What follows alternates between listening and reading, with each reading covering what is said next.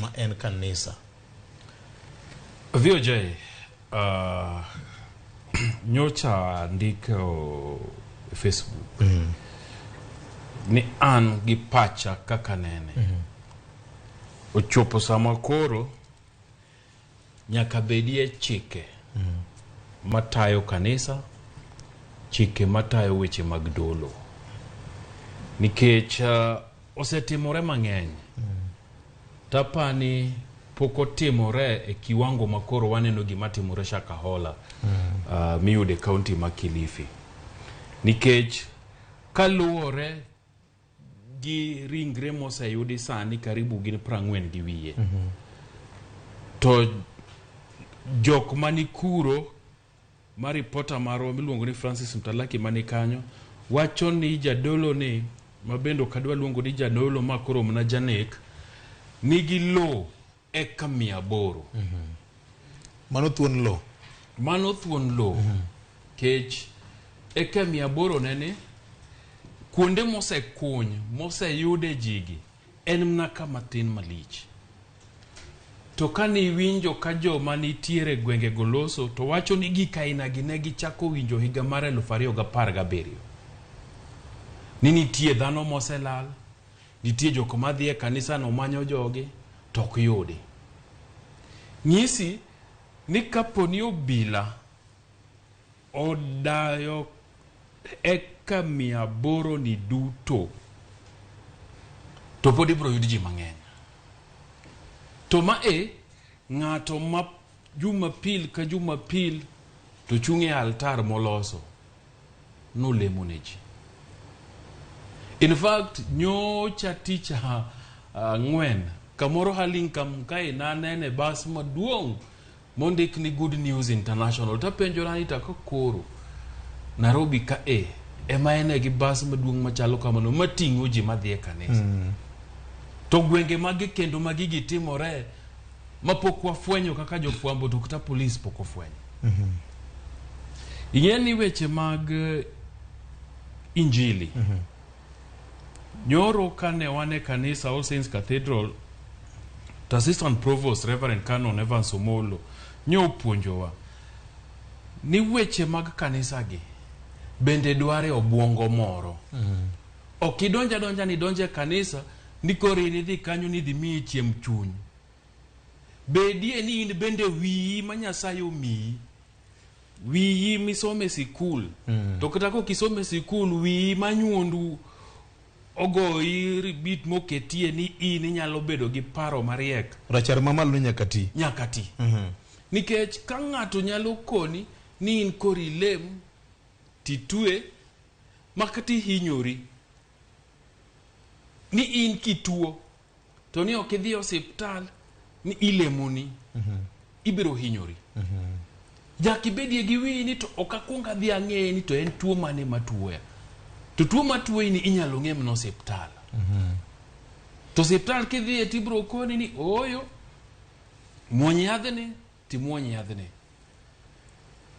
Nikech sami muonyo yathno teka Nyasaye bende nena ng'owa konyi. To ka ini tuo ti beta ni koro jomoko lemo ni to koni ni sami tuo no bende kitema ng'onya kitue. An gima neno ka VOJ en ni nitiere rochruok mosetimore. Nikech kanise ma e pacho ka osebedo kama ng'eny tiyo ma onge chik mora mora. Nyalo bedo ni katiba marwa article 32 ema chal gi moya thuolo ne gigi timore. Correct. Nikech sama iwacho ni in idwa yawo kanisa no gik mathin malich midwaro kuomi. Wan kaka wan ji adek ni wanyalo bukra buka to akoni koro wachako kaka wanene international ministries. Makoro in e jadolo maduong' kendo waluongi mnani ak bishop. To governor ka to koro wamiyo na apostle, chief apostle, doctor. To anto koro an pastor, executive pastor. Dola maonge ng'ama penjowa. Mane momiyudo ka ji mawuok maonge kata gi pok, maonge kata gi somo mora mora magin go e weche mag din, e weche mag injili. to gitucha to gichako ang'e ni dhano mang'eny tang' no baya gi kite lakini adira nyaka wawachi nikech kang Mackenzie ni nyalo bedo ni chakre higa 2017 gigi timore to nikech koro ni koro chung'ie e altar ni koro iluonge ni jadolo ni nyaka koro ji chak tho mayudi eka koro polis dhi make nyaka bedie chik matayo kanisa makoni kapok ichako kanisa, kapok iluongori ni padri, kapok iluongori ni bishop kata mana apostle gerege, to nitiere training moro manyaka idhiye. Nitiere license moro manyaka mii gi sirikal ma higa ka higa tibiro titimo ni audit, tipenji ni e higa achiel ni ang'o misetimo, nikech dhano ni kamarach kabisa to dhano dwaro geno. Ma kamoro amora mowinjo ni geno nyalo bedo ni yudore to giringo gidhi. Nyane ne mbui kiwacho ni nitiere nyako moro mane tiyo gi ndege moro, kambi mar ndege mar Qatar, mikoni nyathine anyuola ne notere kanisa no motho, to kobire liend nyathine to bendo kone ni kanisa ni mubro rade gang'owa gi jawar mo uso gige te moringo lalo dhi Malindi, bende wacho no bende notima ng'owa notho kongro. To ni onge ng'ama dipenji, onge ng'ama dichung' makoni ooyo kama koro chope ni rach. To rem mar ariyo en obila ma Kilifi. VOJ kichwako chang'e gweng' to polis ong'eyo. Kendo joma metho kari kanyo ging'e te nikech intelligence maling' magiyudo. To ere kaka kanisa ni gi dhano matho turi higni gi tet duto onge polis kata chiel ma Kilifi moseyude maling'.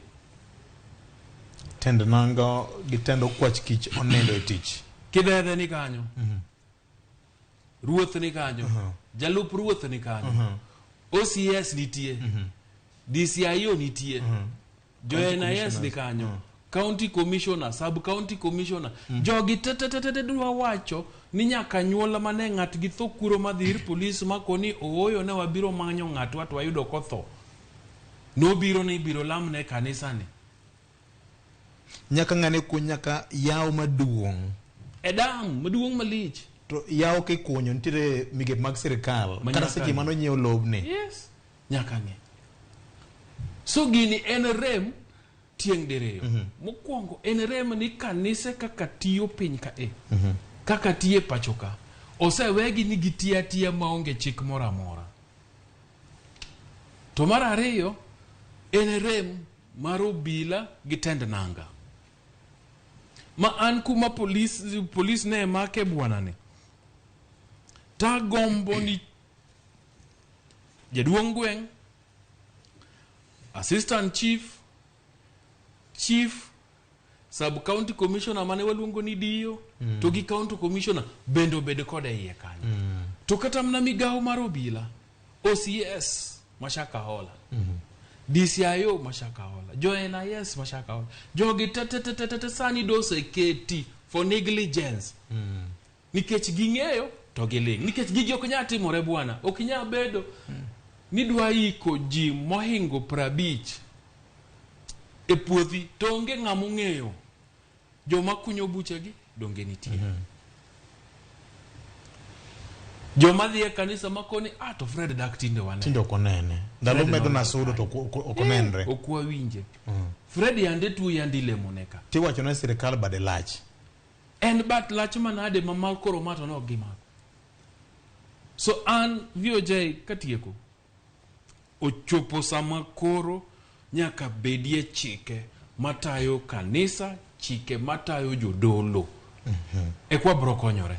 Nonano na tuatieko mashaka holani tibro winjo moro kendo nikech wase winjo maling'.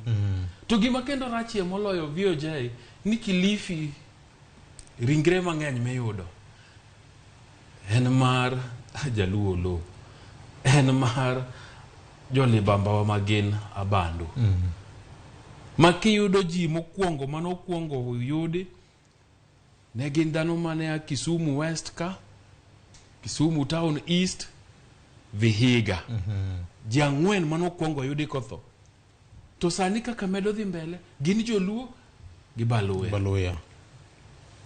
En lemo mane mami ng'ado Kericho, ting'ado Nakuru, ting'ado Nairobi, ting'ado Machakos, ting'ado Sultan Hamud, gi Voi, to gi Makindu, tidonjo Mombasa, tidhi nyaka Kilifi. Nidhi tueyo titho kech. Wach malit ndi. En wach marach. Fred,